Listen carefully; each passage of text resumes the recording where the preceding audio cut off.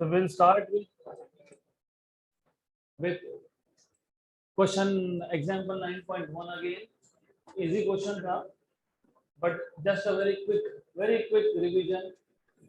तो last session में हमने ऑलरेडी ये कंप्लीट किया है, ये ऑलरेडी नो कि इस क्वेश्चन में क्या फाइंड करना था हमको फाइंड करना है what is value of x, x मतलब I6 करंट। तो सिंपल सा क्वेश्चन है, हमारे पास एक वायर है, for example this is wire that we have. यहाँ पे पहले तो करंट यहाँ से बाहर जाएगा, तो ये एक जंक्शन पॉइंट है, फिर दूसरे जंक्शन पॉइंट से करंट अंदर आएगा, फिर नीचे और दो जंक्शंस है, you have more junctions here, तो नीचे और एक जंक्शन है, this is one more junction point. आपको पूछा था what is the value of I6, मतलब x की वैल्यू क्या है। सिंपल, यहाँ पे करंट कितना है, I1 इक्वल टू 17 एम्पियर। 17 में से अगर 3 ampere in the form of I2 बाहर गया, कहाँ से बाहर गया, B जंक्शन से बाहर गया, तो B से आगे C तक कितना आएगा, 14 एम्पियर। इसको हमने बोला है I3, राइट। देन 2 एम्पियर का करंट यहाँ से अंदर भी आया, and this is I4 which is equal to 2 ampere, correct. तो 14 plus 2 16, तो I5 करंट है 16 एम्पियर। 16 में से I7 की वैल्यू आपको दी है 9 एम्पियर, तो definitely I6 will be equal to 7 ampere. तो इस क्वेश्चन में हमको कुछ करना ही नहीं है, सिर्फ इसको एक्सप्लेन करना पड़ेगा। Ultimately you just have to explain at point B total current क्या आएगा यहाँ पे, I1 माइनस I2, मतलब एट जंक्शन बी ये जो करंट I3 है, लुक एट द एरोज, क्योंकि एरोज देखोगे ज्यादा समझेगा। ये I1 करंट था, यहाँ से ये बाहर गया, राइट। तो I3 करंट कैसे लिखेंगे इसको, simple, how will you write down in terms of maths ना। 14 प्लस 3 इज 7, तो क्या लिखोगे, I2 plus I3 equal to I1, good, क्योंकि I1 is I2 plus I3। Then I3 के टर्म में लिखना है, क्या करेंगे, 16 माइनस 2 मतलब I5 माइनस I4, तो eight C I5 minus I4 क्या है, I5 माइनस I4 क्या मिलेगा आपको, I5 minus I4 is equal to I3। Similarly यहाँ जो एक जंक्शन है इसको D बोल देते हैं, एंड देन सिंपल, हाँ, I5 equal to I6 plus I7, done. तो I will not give you time to write, it is just कि आपको एग्जाम में लिखना पड़ेगा। At junction B, these two currents will add up to give you I1, या फिर I1 will split in to give you I2 and I3. At junction C, you will have I3 equal to I5 minus I4, so on so forth. Done. तो ये question तो हमने कल भी किया था, तो will not put more time here, will straight away move to next question. Good. तो सिर्फ डायरेक्शन देखना है, कौन सा करंट इनकमिंग है, कौन सा करंट आउटगोइंग है, that's it, and just add और सब्ट्रैक्ट मिल जाएगा आंसर।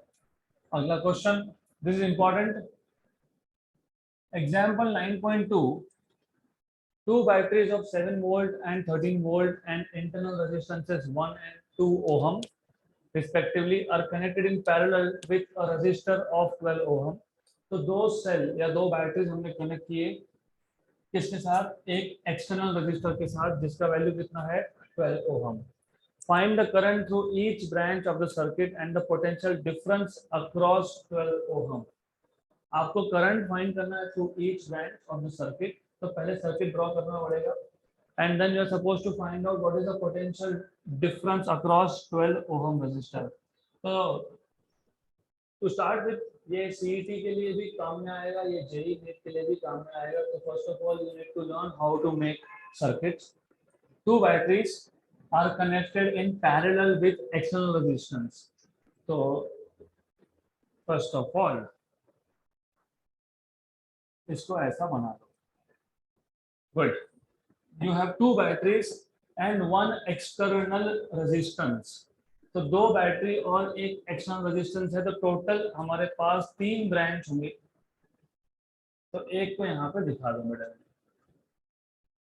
अब डजंट मैटर आप एक्सटर्नल रेजिस्टेंस कहाँ दिखा रहे हो, आप बैटरी फर्स्ट बैटरी सेकंड कहाँ दिखा रहे हो, तो फर्क नहीं पड़ता। इफ यू वांट आप यहाँ पे भी एक्सटर्नल रेजिस्टेंस ड्रॉ कर सकते हो, आर यहाँ नहीं करना यहाँ कर लो, doesn't matter.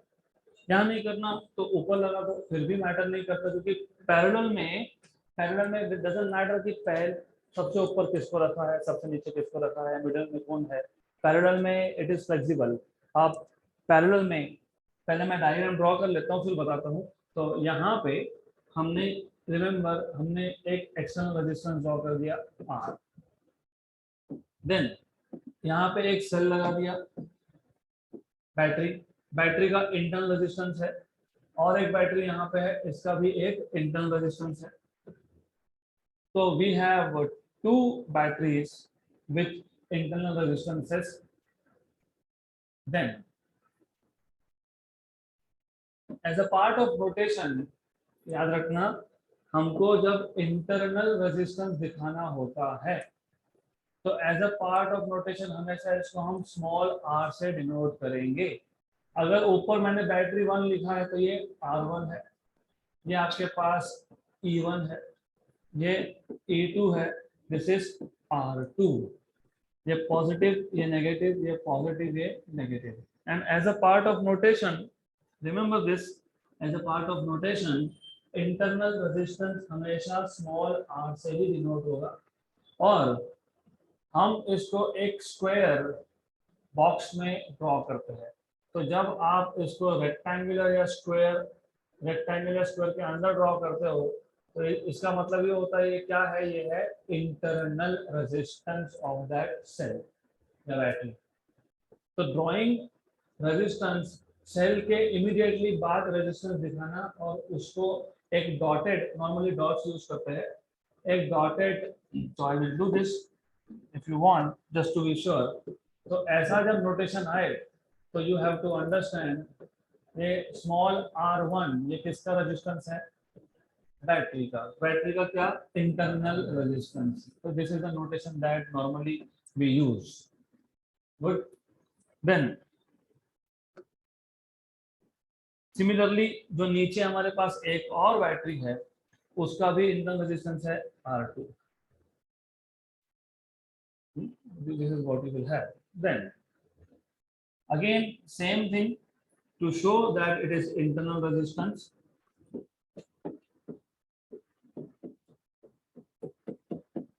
so this means this is internal resistance of cell battery E2। so R1 is resistance of E1 and R2 is resistance of E2। then हमारे जो क्वेश्चन में था उसके अकॉर्डिंग हमने एक सर्किट ड्रॉ कर लिया, बट डजंट मैटर, मैंने बताया आपको कोई फर्क नहीं पड़ता, आप इसको यहाँ मत लगाओ चलेगा, आप इसको यहाँ लगा दो फाइन, आप इसको उठा के यहाँ लगा दो, okay done, no issues, absolutely fine. तो डायग्राम, सर्किट डायग्राम ड्रॉ करते वक्त अगर पैरेलल में है तो कोई चिंता नहीं करना, कौन पहले कौन बाद में, वी डोंट केयर, राइट। ऐसा ऐसा नहीं करना, कुछ और करना है, ठीक है। तो यहाँ पे नॉर्मली होता क्या है, पीपल स्टार्ट मेमोराइजिंग कि पहले E1 था कि रेजिस्टेंस था कि E2 था, कोई फर्क नहीं पड़ता। You want the way you connect, parallel में यू हैव दिस फ्लेक्सिबिलिटी, तो ऐसा भी चलेगा। Good. Then I will keep this only, इसी को रखेंगे साथ में। देन क्योंकि हमको पूछा क्या है, हमको पूछा है कि हर एक ब्रांच में करंट कितना, तो पहले ब्रांच आइडेंटिफाई करना पड़ेगा। ब्रांच दो जंक्शन के बीच का पॉइंट होता है और दो जंक्शन के बीच का पार्ट होता है। तो ये एक ब्रांच है, so this is one branch, ये एक ब्रांच है, ये एक ब्रांच है और ये भी एक ब्रांच। तो 3 ब्रांच है, तीनों में करंट फाइंड करना है। तो तीनों में करंट फाइंड करना है, सबसे पहले करंट होगा कितना वो देख लेते हैं। जो ऊपर का बैटरी है E1, इसके पॉजिटिव से करंट निकलेगा I1। यहाँ का जो बैटरी है E2, इसके पॉजिटिव से करंट आएगा I2। ये जंक्शन पॉइंट पे, इसको नाम मैं बाद में दूंगा, इस जंक्शन पॉइंट पे करंट कंबाइन होके I1 प्लस I2 करंट जाएगा R से, फिर ये जंक्शन पॉइंट पे वापस से करंट स्प्लिट होगा, I1 जाएगा अपनी बैटरी में और I2 जाएगा वापस से अपने बैटरी में। Good, then give it any name you want, A B C D E and F। ये हो गया सर्किट कंप्लीट। हमें फाइंड क्या करना है, हमें फाइंड करना है I1, क्योंकि नीचे की ब्रांच में I1 करंट है, ऊपर की ब्रांच में I2 करंट है और बीच की ब्रांच में I1 प्लस I2 करंट है। तीन ब्रांच है, तीनों करंट फाइंड करना है, I1 I2 एंड I3, ये फाइंड करना है। और क्या फाइंड करना है, और बोला है potential difference across 12 ohm resistor. तो ये जो एक्सटर्नल रजिस्टर है इसके अक्रॉस पोटेंशियल डिफरेंस कितना, ये फाइंड करना है।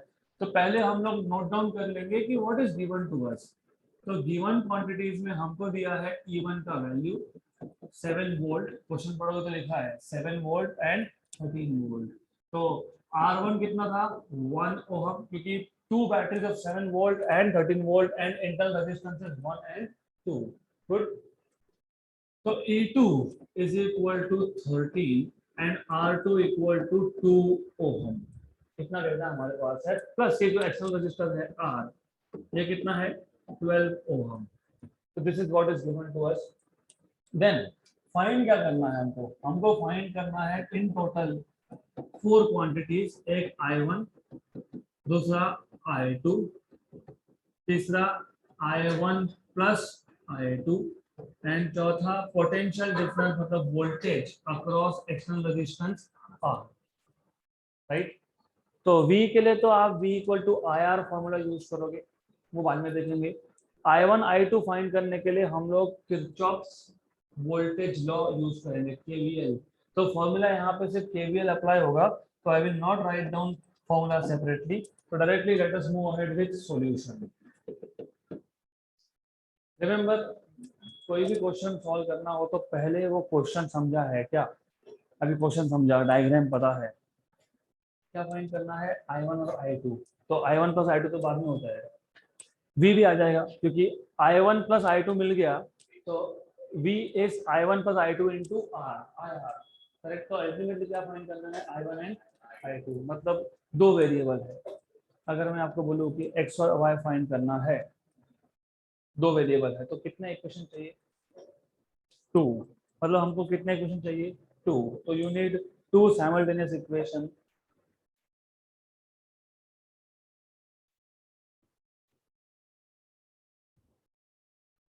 So you will need 2 simultaneous equation I1 and I2.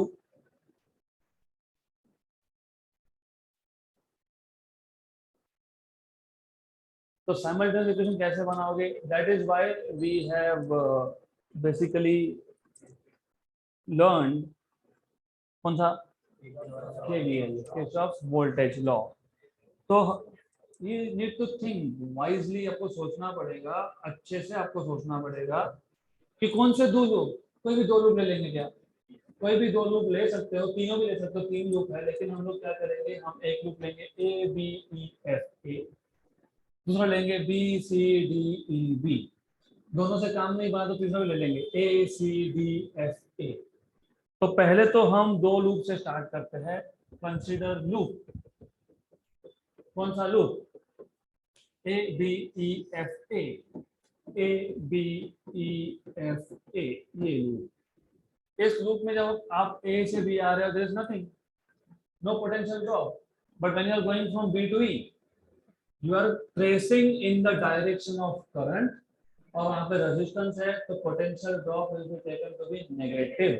तो यहाँ पे आएगा -I1 plus I2 into R। यहां से आ गए नथिंग, फिर F से A आए, you are still tracing in the direction of current. यहाँ पे भी करंट कितना है I1, तो I1 कहाँ आएगा रेजिस्टेंस पे, तो potential drop will B -I1 small r1। Then you are tracing battery from negative to positive, तो ये आ जाएगा +E1 इक्वल टू 0। देयरफॉर आपको मिलेगा E1 equal to I1 R1 plus I1 plus I2 into R। E1 की value 7 बोला था, I1 की value पता नहीं, फाइंड करना है। R1 की वैल्यू 1 थी, तो I1 into 1, I1 plus I2, I1 plus I2 into 12। R की वैल्यू कितनी है? 12। अब आप चाहो तो ब्रैकेट ओपन करो, लेकिन कॉम्प्लिकेट मत करना। वाई? वेट अ मिनट, हम एक काम करते हैं, पहले इस इक्वेशन को लिख लेते हैं। 12I1 plus I2 plus I1 equal to 7, equation number 1। क्योंकि आई कैन टेल यू कि इसको सॉल्व करो फिर दूसरा इक्वेशन बनाओ, बट डेफिनेटली वहां पे गड़बड़ होगी। तो एक काम करते हैं, will first keep this as it is, फिर अब दूसरा लूप लेते हैं। कौन सा दूसरा लूप? कौन सा लूप है दूसरा? हाँ, कंसीडर लूप। लूप बी से सी, सी से डी, डी से E, and then right, B C D E B, B to C nothing, C to D आप बैटरी को प्लस से माइनस जा रहे हो, माइनस E2। फिर रेजिस्टेंस आया और करंट के अपोजिट डायरेक्शन में हो, plus I2 R2, D to be nothing. फिर E से B आप करंट के अपोजिट डायरेक्शन में हो, तो plus I1 plus I2 into R equal to 0। Clear यहां तक? गुड। देन इसको शिफ्ट कर देंगे, इसको शिफ्ट कर देंगे, तो I2 R2 plus I1 plus I2 into R equal to E2। I2 पता नहीं, R2 कितना है? 2, तो 2I2 plus I1 plus I2 into 12 equal to ये था 13। 13 था ना? 13 वोल्ट। देन इसको मैं लिखता हूँ 12I1 plus I2 plus 2I2 equal to equation number. That is why I told you do not be in hurry. Bracket open किया, simplify किया। अब क्या करना, इक्वेशन नंबर 2 है, इक्वेशन नंबर 1 है, दोनों का पहला पहला टर्म सेम है, तो इक्वेशन 2 में से इक्वेशन नंबर 1 को माइनस कर लो। तो इक्वेशन नंबर 2 में से इक्वेशन नंबर 1 को सब्ट्रैक्ट करेंगे, तो इक्वेशन नंबर 2 में से इक्वेशन नंबर 1 को सब्ट्रैक्ट करना है। राइट, ये इक्वेशन नंबर 2 था, ये इक्वेशन नंबर 1 है, and then just subtract these two, minus कर लो। तो व्हेन यू सब्ट्रैक्ट, यहाँ माइनस, यहाँ माइनस, यहाँ भी माइनस, ये तो स्ट्रेट अवे हो गया कैंसर। ये आ गया 2I2 minus I1 equal to 6। यहां से मिल गया I1 इक्वल टू, I1 को वहां शिफ्ट किया, 6 को यहाँ शिफ्ट किया, 2I2 minus 6 equation number 3। Then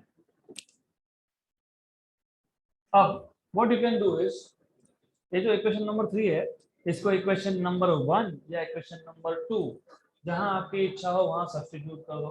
I will go with 1 क्योंकि ज़्यादा सिंपल है। तो substitute equation number 3 in equation number 1। क्या था इक्वेशन नंबर 1? 12 I1, लेकिन I1 क्या है? 2I2 माइनस 6 प्लस I2, ये हो गया पहला टर्म खत्म, प्लस I1, लेकिन I1 है तो क्या लिखना है? 2I2 minus 6 equal to 7, equal to 7। Good.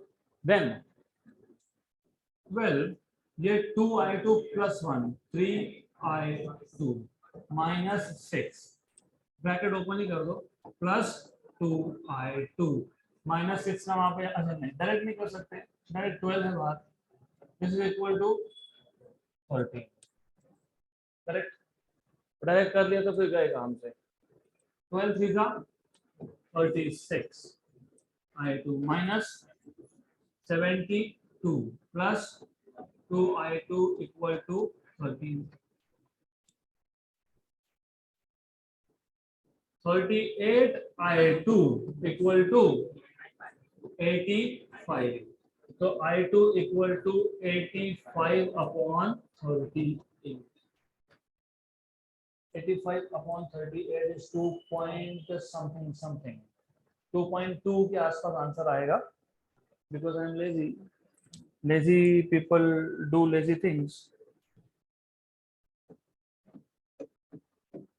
2.236, तो क्या आएगा ये 2.236 एम्पियर, करेक्ट। तो 2.2 तक तो आ गया था, लेकिन आगे के दो 2.236, बुक में 2.237 दिया है, फाइन, राइट। तो राउंडिंग ऑफ करके 2.237 आएगा एम्पियर। I2 मिल गया। अब ये I2 की वैल्यू इक्वेशन नंबर 3 में, then substitute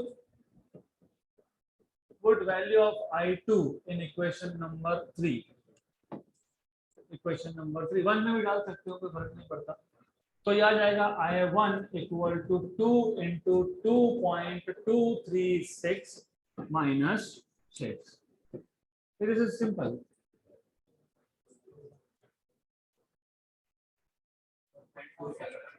four point 472 minus 6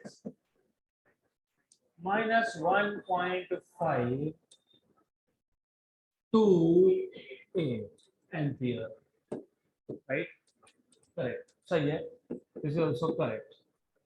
okay, तो I1 मिल गया, I2 मिल गया, मतलब आपको दो ब्रांच का करंट मिल गया, ऊपर की ब्रांच का करंट I1 आ गया, नीचे की ब्रांच का करंट I2 भी आ गया। अब मिडिल ब्रांच में क्या है, I1 प्लस I2, तो मिडिल ब्रांच का करंट से दोनों का एडिशन होगा, therefore बड़बड़ बंद, बड़बड़ बिल्कुल बंद, therefore I1 plus I2, I1 कितना था 2.236 minus 1.528 minus 1.528, करेक्ट। हाँ, I1 मैंने बाद में लिखा है, मुझे पता है क्योंकि वो नेगेटिव है, I2 पॉजिटिव है तो मैंने पहले लिखा है, डजंट मैटर, दोनों को सब्ट्रैक्ट करना है। अब सब्ट्रैक्शन कैसे करते हो ये भी समझ लो।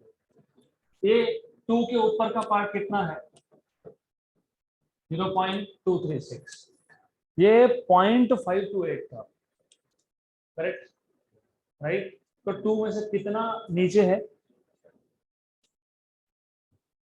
1.6 होता तो कितने नीचे होता 0.400 और एक्स्ट्रा कितना 72, तो कितना नीचे है ये 0.472 80 कितना 708, तो how much is the current 0.708 ampere, इतना आना चाहिए।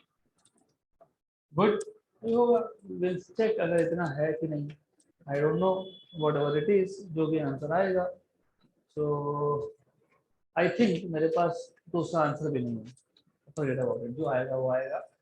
Approach is much more important than answer, answer आ ही जाएगा, राइट, गुड, क्लियर। अब क्या रह गया, voltage VR equal to I1 plus I2 into R, क्योंकि ओम्स लॉ है IR, लेकिन R रेजिस्टेंस में कितना करंट था I1 प्लस I2, तो ये आ गया 0.708 इंटू 12, 12 ना, व्हाट इज 12 7 84, तो 12 into 8.4, so there is potential drop of 8.4 volt across resistance of 12 ohm। Clear है तक?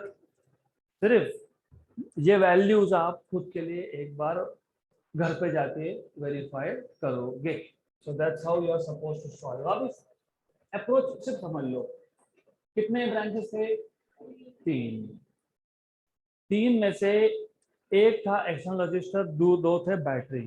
तो कौन से दो लूप लोगे? एक में एक बैटरी और एक्सटर्नल रजिस्टर, एक में दूसरा बैटरी और external resistor. This is a trick to remember.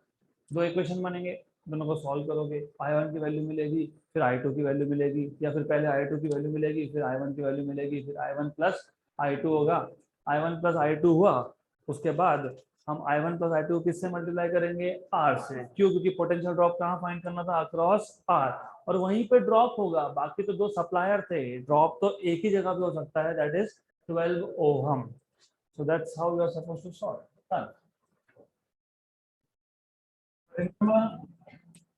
ये जो आंसर है you are suppose to verify, वैसे मैं बता देता हूँ। 708 इंटू 12 सिंपल है, 8 point.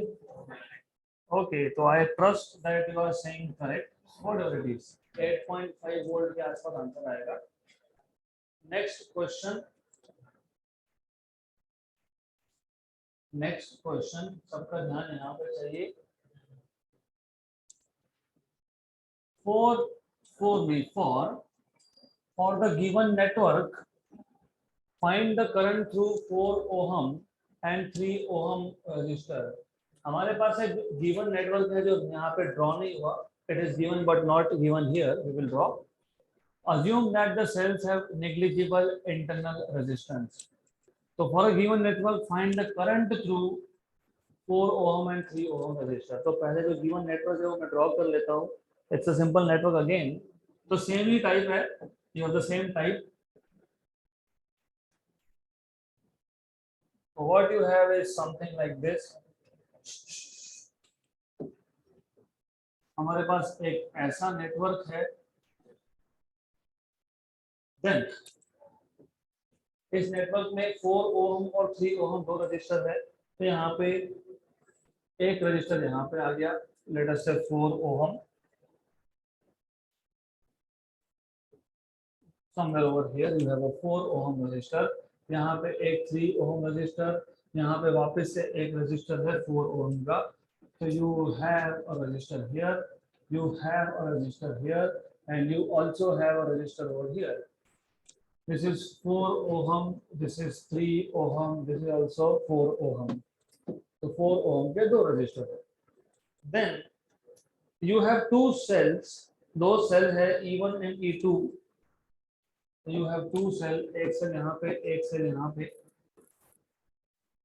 One cell is over here and one is over here। इसका EMF है E1, इसका EMF है E2। वैल्यूज आपको दिया है EMF का, EMF का वैल्यू दिया है 5 वोल्ट एंड 10 वोल्ट। ये 10 वोल्ट है एंड दिस इज 5 वोल्ट। सिर्फ एक छोटा सा change, very small change, that is इसके टर्मिनल्स उल्टे हैं। तो ये डायग्राम आपको एक क्वेश्चन में दिया होगा, this is given to you, तो you are not suppose to worry about diagram, ये आपको क्वेश्चन में दिया है। Then you can guess, obviously समझ में आ ही गया होगा, करंट I1 यहाँ से ऐसा आएगा और करंट I2 ये यहाँ पे आएगा, करेक्ट। तो डायरेक्शन ऑफ करंट तो पता होना चाहिए। ये current I1 will come here, then will come here, right। then ये I1 और ये I2 कंबाइन होके यहाँ जाएंगे, बन जाएंगे I3, right। wait, of course you people will start thinking ये ऐसा क्यों नहीं है। हाँ, ये 10 वोल्ट का बैटरी है, ये डोमिनेट करेगा 5 वोल्ट को, तो फिर वो देखना पड़ता है हमको कि कौन सा डोमिनेटिंग है। देन डायग्राम में here they have given some different names, तो मैं नेम यहाँ पे जो दिया है डायग्राम में वही लिख देता हूँ, just to avoid any kind of confusion। तो आपको जो डायग्राम दिया है, मतलब you don't have to worry, क्योंकि ये डायग्राम में दिया है। तो ये जो करंट है इसको बोला है I3, ठीक है, doesn't matter। यहाँ पे करंट को बोला है I2, ओके। देन इस करंट को बोला है I1, सिर्फ नाम चेंज कर दिए, इसको बोल दिया है I1। गुड। इसको E2 बोला है, गुड। इसको 5 वोल्ट, दैट इज फाइन। इस पॉइंट को बोला है A, this is B, this is C, this is D and E and this point is F, right. तो ऐसा हमको डायग्राम ऑलरेडी दिया है। तो अब आप बोलोगे E2 में से I1 कैसे आया? डोंट वरी, जो दिया है वो यूज करना है, जो भी बोला होगा उसको यूज करना है। तो दिस इज गिवन डायग्राम। तो ऐसे क्वेश्चन में आपको सर्किट बनाना नहीं है, you just have to use this. क्या था क्वेश्चन? क्वेश्चन था कि 4 ओहम में से और 3 ओहम में से कितना करंट है, राइट। तो अभी यहाँ पे 4 ओहम के 2 रजिस्टर है, एक ये जिसमें से I3 करंट है, एक 3 ओहम है जिसमें से I2 करंट है, ये I2 करंट है। I2 बोला है ना, ये इसको I2 बोला है, नहीं? तो समझ में आया डायग्राम? ये डायग्राम आपको ड्रॉ नहीं करना, ये क्या है, ये गिवन है। सिर्फ आपको फाइंड क्या करना है, फाइंड करना है I3 एंड फाइंड करना है आपको I2। तो कैसे करेंगे? सबसे पहले again you have to apply two rules here, एक है KCL, एक है KVL। तो ये जो जंक्शन है F, इस F जंक्शन पे अगर मैं KCL यूज करता हूँ यूजिंग किरचॉफ्स करंट लॉ, कहाँ पे, एट जंक्शन F, I1 और I2 दोनों मर्ज होके क्या बन रहा है, I3, करेक्ट। तो I1 plus I2 equal to I3, इसको इक्वेशन नंबर 1 बोल देंगे। इक्वेशन नंबर बाद में यूज करेंगे हम, विल सॉल्व दिस लेटर। अब 2 लूप लेंगे, एक लूप ले लेंगे AFCBA। तो यूजिंग अप्लाइंग क्या, किरचॉफ्स वोल्टेज लॉ, कहाँ पे, एट, आपको जैसा ट्रेस करना है वैसा करो, लेकिन ऊपर का लूप लो, AFCBA। तो जब आप A से F पे आ रहे थे तो I3 को अपोजिट हो और 4 ओहम का वहां पे रेजिस्टेंस है।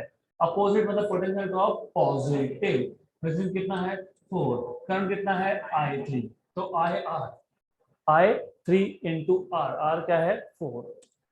When you are going from F to C plus 3I2, right? You going from C to B, nothing.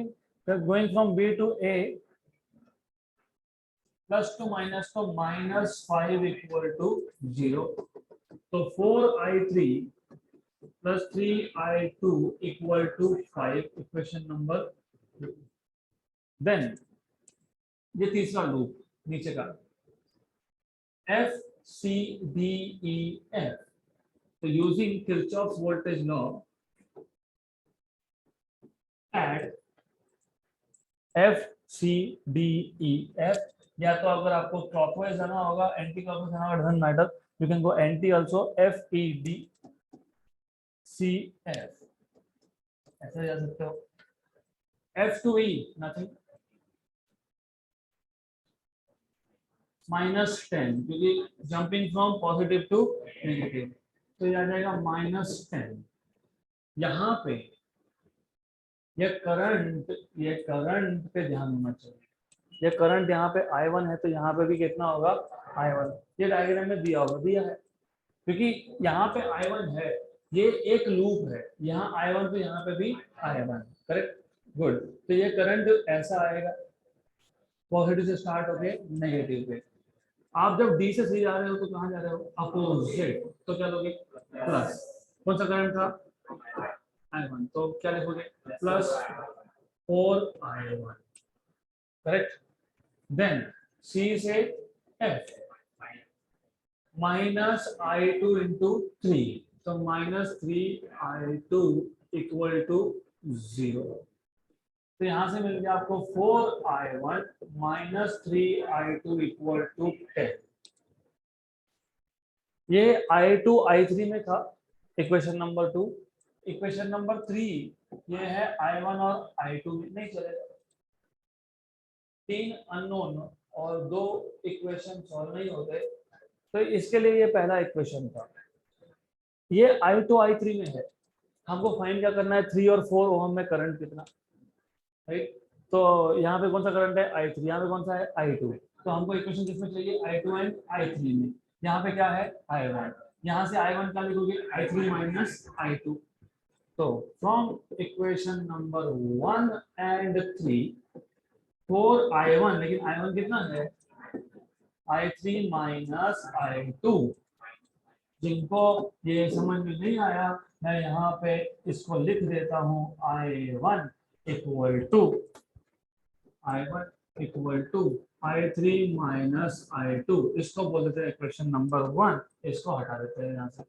Good, then minus 3I2 equal to 10, correct. How much, 4I3 minus 4I2 minus 3I2 equal to 10, मतलब 4I3 minus 7I2 equal to 10, equation number 4। Equation number 2 और equation number 4 subtract कर लो, 2 minus 4 कर लो, तो यहाँ था 4I3 plus 3I2 equal to 5, यहाँ पे है 4I3 minus 7I2 equal to 10, minus minus and minus, 3 minus और माइनस प्लस, तो कितना आ गया, प्लस 10I2 माइनस 5, तो I2 कितना आ गया, माइनस 1/2, मतलब minus 0.5 ampere, correct. Let us check. I do not have answers to this. तो ठीक है, अभी जो भी होगा वो you will check. I2 मिल गया, I2 मिल गया, तो यहाँ पे I2 सब्स्टिट्यूट कर दोगे तो I1 मिल जाएगा, और I2 मिल गया तो यहाँ से आपको I1 और I2 से I3 मिल जाएगा। तो पहले क्या करेंगे, ये जो वैल्यू है I2 की, इसको सब्स्टिट्यूट कर देंगे कौन सा इक्वेशन में, इक्वेशन नंबर 3 में। तो हमको क्या मिलेगा यहाँ से, 4I1 minus 3 into minus 0.5 equal to 10, कितना है ये, उधर में कितना होगा, 11.5, तो I1 कितना आएगा,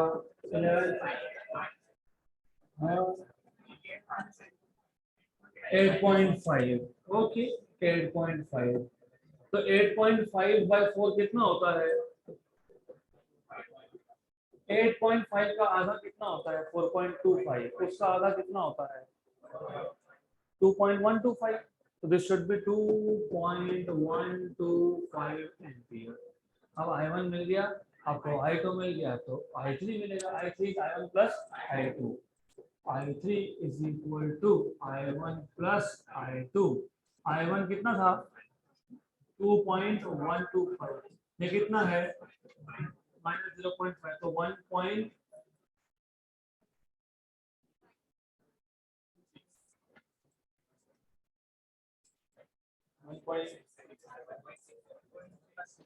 1.625 725, you are so difficult in calculation.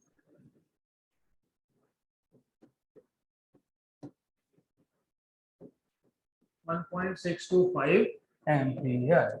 Done. So this is how you are supposed to find out what is I1, I2 and I3. Again method मैंने बताया, कैलकुलेशंस वेरीफाई करना ये आपका काम होगा। Good, so this is how you are supposed to find out I1, I2 and I3. Okay, so let us go ahead with next topic. अभी हमने व्हीटस्टोन्स network अच्छे से देखा था। Now we want to see application of Wheatstone's network. So as I told you, Wheatstone's network का application is to find out unknown resistance. लेकिन हम Wheatstone network को as it is नहीं यूज करते to find out unknown resistance. हम उस Wheatstone network में slight modification करेंगे and that modified Wheatstone's network is called as Wheatstone's meter bridge. तो Wheatstone जो नेटवर्क था पहले तो वो सबसे अच्छे से पता होना चाहिए, you should know how does that look like. तो उसमें हमारे पास था एक क्वाड्रिलैटरल, तो you had a quadrilateral shape structure. Quadrilateral shape structure में if you remember, in total there were 4 resistances and you have 4 terminals or the 4 points to take out connection. तो connection निकालने के लिए हमारे पास 4 पॉइंट्स थे, उसमें से हमने डायगोनली अपोजिट पॉइंट्स लिए थे if you remember. तो you have something like this. अब इसी को मॉडिफाई करके we will make another bridge, उसको नेटवर्क नहीं बोलते, उसको Wheatstone's meter bridge बोलते हैं। But to understand, in total हमारे पास 4 रेजिस्टेंस थे, एक यहाँ था R1, R2, R3, R4। तो यहाँ पे R1 है, मैं ड्रॉ नहीं कर रहा हूँ रेजिस्टेंस, यहाँ पे R2 है, here you have R3 and here you have R4। A और C के अक्रॉस हमने एक बैटरी कनेक्ट किया था थ्रू अ की। तो यहाँ पे हमने एक बैटरी कनेक्ट किया है थ्रू अ की। तो यहाँ पे एक बैटरी था, imagine this is a battery, plus and minus, यहाँ पे एक की था के। बी और डी इसके अक्रॉस था गैल्वेनोमीटर, सेंसिटिव गैल्वेनोमीटर, करेक्ट। अब इसी नेटवर्क को, ये जो नेटवर्क है ये थ्योरेटिकल नेटवर्क है, रिमेंबर हमको प्रैक्टिकल पर्पस के लिए यूज करना होता है। तो व्हाट वी डू इज, जो प्रैक्टिकल पर्पस के लिए हम यूज करेंगे उसमें हम यूज करते हैं 3 कॉपर प्लेट्स। तो सबसे पहले the modification to the Wheatstone's network can be used to find out unknown resistance, and that modified network is called as Wheatstone's meter bridge, right? अब इसको meter bridge क्यों बोलते हैं, उसका रीजन है that you will know in a while. Then it consists of, ये जो मैं Wheatstone's meter bridge बता रहा हूँ उसमें क्या क्या कंपोनेंट्स है वो समझ लो। तो सबसे पहले Wheatstone's मीटर ब्रिज, इसमें है हमारे पास 3 copper plate, you have 3 copper plate, उसमें से 2 कॉपर प्लेट है एल शेप, तो हमारे पास 3 कॉपर प्लेट है। This is copper plate number 1 C1, then something like this, इसको ऐसा देता हूं मैं। Then you have copper plate number 2 C2, ये भी है L shape, this is also L shape plate. और एक कॉपर प्लेट है C3 जो है स्ट्रेट प्लेट। तो ऐसा हमारे पास एक स्ट्रक्चर है, और ये पूरा का पूरा स्ट्रक्चर एक वुडन बॉक्स के ऊपर माउंटेड है। देन ये जो 3 प्लेट्स थे C1, C2 and C3, intentionally C3 को ऐसा रखा है कि 2 गैप बनने चाहिए। सो देयर आर 2 गैप्स, एक है लेफ्ट साइड का गैप, एक है राइट साइड का गैप। गुड। देन हमारे पास एक वायर है जिसका लेंथ एग्जैक्टली 1 मीटर है। ये थिन यूनिफॉर्म वायर है, thin uniform conducting wire. Thin मतलब थिन, यूनिफॉर्म मतलब उसका थिकनेस हर जगह पे सेम, और कंडक्टिंग वायर है। गुड। ये जो वायर है it is connected between terminals A and C। तो compare A and C, right. A और C इन 2 पॉइंट से हमने सीरीज में कनेक्ट किया था बैटरी एंड की। इसका मतलब A और C यहां से आप सीरीज में कनेक्ट करोगे बैटरी एज वेल एज की, तो यहां से निकलेगा बैटरी एंड की arrangement. So you will have a key over here and a battery of course. So battery पहले दिखाओ, key पहले दिखाओ, doesn't matter। और एक यहाँ पे रियोस्टैट होता है। What is rheostat? What is rheostat? Physics के लैब में गए नहीं आज तक ऐसा लगता है। Rheostat is a cylindrical structure, उसके ऊपर एक मूविंग पार्ट होता है। एक सिलेंड्रिकल स्ट्रक्चर है, उसके ऊपर एक मूविंग पार्ट है। तो जैसे आप मूविंग पार्ट को मूव करते हो तो रेजिस्टेंस चेंज होता है। तो rheostat is a variable resistor जिसका value you can change, right. तो यहाँ पे हमने एक रियोस्टैट लगाया है। और कभी भी याद रखना, वेरिएबल रजिस्टर के लिए इसके ऊपर एक एरो डाल देते हैं। अगर रेजिस्टेंस की वैल्यू फिक्स हो तो उस केस में हम सिर्फ हम लोग ऐसा एक शेप दिखाते हैं। लेकिन अगर इसकी वैल्यू वेरिएबल हो तो you can put a arrow, या फिर otherwise what you can do is यहाँ से कनेक्शन निकाल के यहाँ टच कर दिया ना, इसको ऐसा एरो हेड दिखा देना। मतलब ये है आपके पास रियोस्टैट, क्योंकि रियोस्टैट एक मूविंग पार्ट होता है, तो जैसे पॉइंटर मूव होगा तो रेजिस्टेंस चेंज होगा, राइट। तो ए और सी, इसके अक्रॉस था बैटरी अलोंग विद की, तो यहाँ पे आ गया की, ये आ गया बैटरी ई।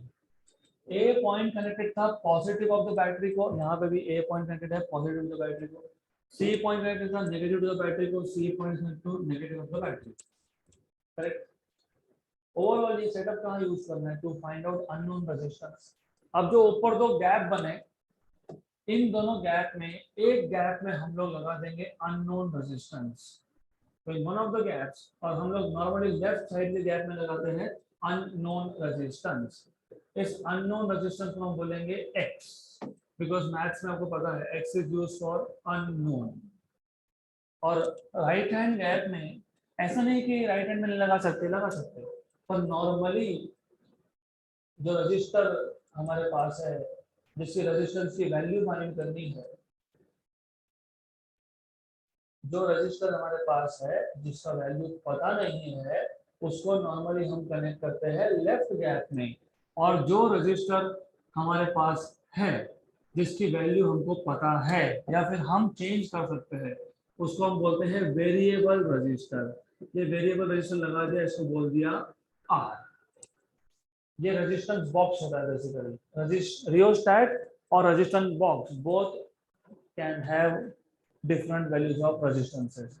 जैसे रियोस्टैट के ऊपर तो एक स्लाइडिंग पार्ट होता है, बट रेजिस्टेंस बॉक्स में तेरा की, देखोगे कभी लैब में जाओगे तो रेजिस्टेंस बॉक्स में वहां पे 10-15 की होते हैं उसके ऊपर। तो जैसे आपने अलग अलग की को लगाया तो उतनी वैल्यू रेजिस्टेंस की चेंज होती है, राइट। तो रेजिस्टेंस बॉक्स में देयर इज की अरेंजमेंट, रियोस्टैट में देयर इज स्लाइडर, दोनों वेरिएबल रजिस्टर है। ये क्यों लगाया वो बाद में समझेगा लेटर ऑन। और मैंने आपको बताया था ये कॉपर प्लेट है। कॉपर प्लेट क्या होता है, कंडक्टर। और कंडक्टर में सेम कंडक्टर है तो पोटेंशियल हर जगह पे सेम होता है। इफ यू रिमेंबर हमने क्वेश्चन सॉल्व किया था, तो मैं अगर यहाँ पे ए लिख रहा हूँ तो इसका मतलब ये भी ए है और ये भी ए है। Very good. तो throughout there is A here, then ये सी है तो ये भी सी है। एक रजिस्टर हमने ए और बी के बीच में लगाया, तो मैं इसको मान लेता हूँ ये है बी। तो ए और बी, ए और बी, इसमें कौन सा रेजिस्टेंस था, तो अननोन कौन है, बी और सी, बी और सी, तो ये कौन है, करेक्ट। अब कौन दो रह गए, पर हमारे पास तो रेजिस्टेंसेस दो ही थे, चार नहीं है, ओनली टू। तो but you know any wire, conducting wire, हर एक कंडक्टर का खुद का क्या होता है, रेजिस्टेंस, खुद का रेजिस्टेंस है। मतलब ए से सी वायर, सबसे पहले इसको मीटर ब्रिज क्यों बोला, क्योंकि इस एसी वायर का लेंथ कितना है, 1 मीटर। देन बी से डी, इसमें क्या था, गैल्वेनोमीटर। अब जब ये नेटवर्क बैलेंस होगा तो गैल्वेनोमीटर से कितना करंट जाएगा, तो यहां से हम एक वायर निकालेंगे, इसको एक गैल्वेनोमीटर लगाएंगे और इसको एक जॉकी लगाएंगे। Jockey is a rod, it is just like this, it's just like this. एक रॉड है with a sharp knife edge, क्योंकि हम इसको कांटेक्ट के लिए यूज करते हैं। It is like a pointer, अलग अलग जगह पे टच करते हैं, right. Then what we will do is, सबसे पहले ये एक्सपेरिमेंट यूज करने के लिए रेडी कब होगा, थिंक थिंक। अगर नेटवर्क बैलेंस हो गया तो R1/R2 इक्वल टू R3/R4, मतलब मुझे ये इक्वेशन यूज करना है इन शॉर्ट। लेकिन ये इक्वेशन कब होता है, जब नेटवर्क बैलेंस हो। नेटवर्क बैलेंस कब होता है, जब गैल्वेनोमीटर से करंट जीरो हो। अब हम क्या करेंगे, यहाँ पे जो जॉकी था, इस पॉइंटर को पहले ए पॉइंट पे टच करेंगे, चेक करेंगे what is the current in galvanometer. For example let us से 1 एम्पियर है। देन यहां से हटा के, जॉकी को ए पॉइंट से हटा के हम कनेक्ट कर देंगे, टच करके लिखेंगे सी पॉइंट पे। पहले था 1 एम्पियर, अभी है 3 एम्पियर। तो your setup is not ready to perform experiment. क्यों? जीरो आ ही नहीं सकता। जीरो कब आएगा, deflection should be in the opposite direction. एक नेगेटिव होना चाहिए, एक पॉजिटिव होना चाहिए, तब जाके नेगेटिव से पॉजिटिव पे आते वक्त बीच में आता है जीरो। पहले 1 एम्पियर फिर 3 एम्पियर, मतलब दोनों के दोनों रीडिंग जीरो के एक ही साइड में। जीरो कैसे आएगा, जीरो नहीं आ सकता। फिर हम लोग क्या करते हैं, फिर हम ये जो रियोस्टैट है, रियोस्टैट का वो जो मूविंग पार्ट है उसको थोड़ा सा मूव करेंगे, रेजिस्टेंस चेंज करेंगे, और ये जो रेजिस्टेंस बॉक्स है इसका भी रेजिस्टेंस चेंज करेंगे। हम चेंज करेंगे, हमको पता है कि क्या लगाया है, मतलब ऑलरेडी ये पता है क्योंकि हमने चेंज किया। हमने देखा 10 ओम है तो 15 करो, 15 है तो 20 करो। Then you again touch jockey here, check. Let us say -1 ampere this time. Then touch here +3 ampere this time. Good, you are ready. फिर क्या करोगे, फिर आप ए पॉइंट से सी पॉइंट तक स्लोली स्लोली पॉइंटर को मूव करोगे।